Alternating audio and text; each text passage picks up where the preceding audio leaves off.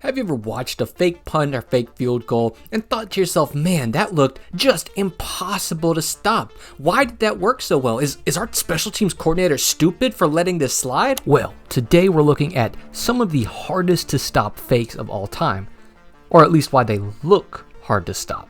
So let's go to college and take a look at a classic. Have you ever seen a team snap it directly to one of the guys on the shield and he takes off one direction or the other and it just works? Like, it sounds so simple, but they snap it to the guy and he runs and you're wondering if anybody's even paying attention, leaving you sitting there thinking, dang, this play must just be that hard to stop. So really there's three things you have to take into account if you want to make this play look absolutely genius. First, you need good personnel. Do not put somebody in the backfield who's not ready to shake and bake and get to scooting. You need good getaway speed to at least pick up the first down, because that can go from making you look like a genius to an idiot real quick. Just look at University of West Florida. They tried this with a 250-pound lineman, and this play didn't go so well because he was able to get hawked down from the backside. The second thing you want to do is check your numbers. Pretty much, it's a numbers advantage. So let's take a look at your base look. You've got 2 on one side of the snapper, 2 on the other side. So you're going to be looking for an overload to one side or the other, meaning that perhaps they're bringing 5 guys on a rush,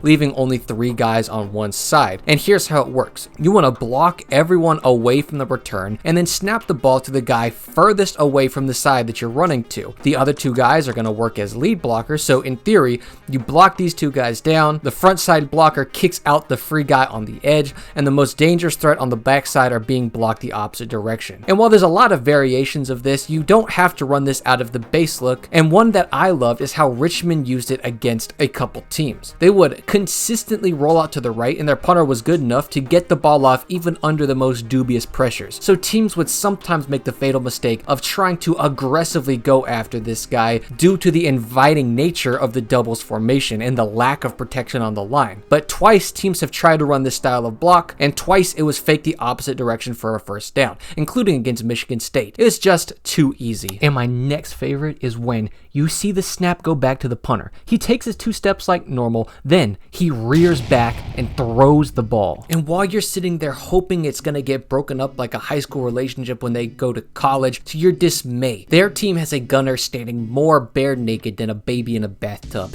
And when you're watching the replay, you just think to yourself, there's no way your corner could have ever made that play on the ball with his technique and leverage. So first, the keys to this is you need a punter who can throw. A guy who made a lot of money doing stuff like this was punter Johnny Hecker under the design of aggressive special teams coordinator John Fassel, which, hold on to that name. It was a deadly combo since Hecker was a quarterback in high school. And the next thing you're going to need is a team that just plays soft coverage or plays way off the line of scrimmage. This is something that you're going to be able to pick up in a breakdown, and a little backstory is teams will use this to try to get back and pick up the most dangerous man on the return for the returner. But if they do this too often, you should probably have some way to punish it. So here's what you do, and it's so simple yet so genius. You just run a quick little comeback route. It sounds too easy to be true, but what makes this so smart is that it's an easy route to run. It helps you perfectly get to the first down marker so you don't have to make the throw harder than it is, and guess what? You're probably going to run it like you're breaking off the line as usual, so you don't have to do anything crazy to catch the corner's attention. And then finally, when it's run well, you'll leave this pitch and catch wide open enough and easy enough to throw that even a punter could make it. But let's say you want to, pick up a couple extra points on field goal or try to get a first down out of a field goal formation. These can honestly be even easier because teams get so lazy with their field goal block units. Trust me, all they want to do after a team scores on them is throw their hands up in frustration, call their generic field goal block, let the extra point go through the uprights with no drama, and get their offense back on the field. So they tend to do things like run a block from the exact same side every time. And while you're more likely to see something like this in the college realms, allowing you to take advantage of it in a number of ways, like when Oklahoma just tossed it to their kicker who ran in scot-free into the end zone, thanks to knowing that the rush was coming on the opposite side of the field and would be especially weak on the left side, the NFL can still get lazy too. Sometimes sometimes by not hiding which side they're rushing on, like when the Patriots lined up an edge rusher about 7 yards outside of one of the most aggressive coordinators in the NFL, John Fassel. So what's he going to do except have Brian Anger set the ball down, invite the rush, and then dump it off to the unguarded tight end for an easy 2-point. And it all just comes from having a hot check for if your opposing team shows you a look that you can guarantee to know where the rush is coming from. After all, knowledge is power, and that's why you can't flash your cards too early, even on a PAT.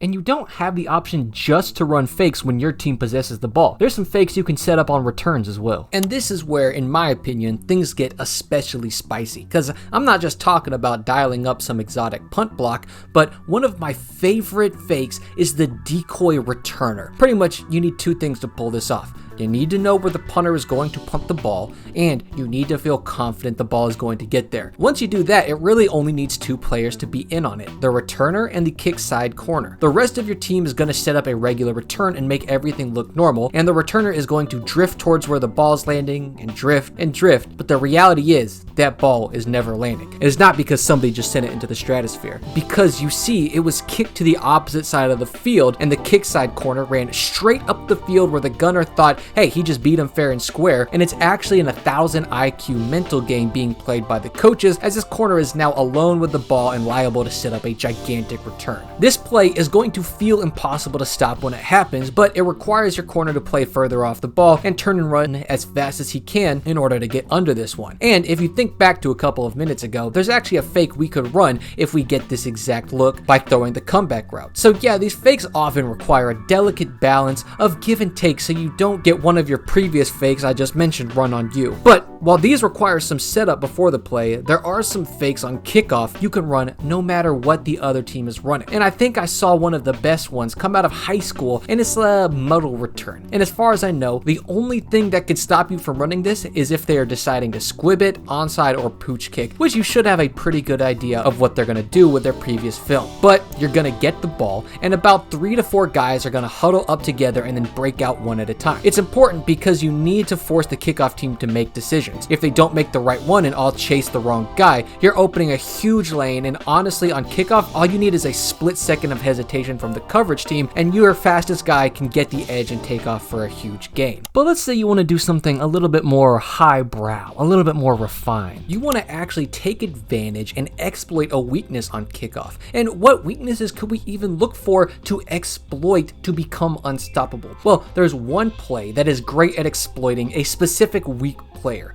and the weak player would have to be their contain or 21-man rule player. If you're wondering what a 21-man rule is, the player is meant to keep 21 players in his vision at all time, aka everybody else on the field. His sole job is to ensure that no funny business happens on this unit, but those guys can get lazy and get sucked into the return too easily if it looks like it's going away from them. So if you happen to see this, the fake is you pitch it back. It was most famously run on a controversial throw to win the game, but you can either do this or run the reverse, which is in the same tone of attacking that opposite side of the field through a series of trickery to take advantage of that poor coverage. The result is at minimum going to be a huge gain, as you're forcing the opposing team to try to reverse their momentum, which is one of the hardest things to do on the field against one of the faster players on the field. So if you're a new analyst or young coordinator, make sure you're always checking the other team to see if they're playing proper contain. But what is your favorite trick play, and what should I include on the next iteration of this? As always, have an amazing day,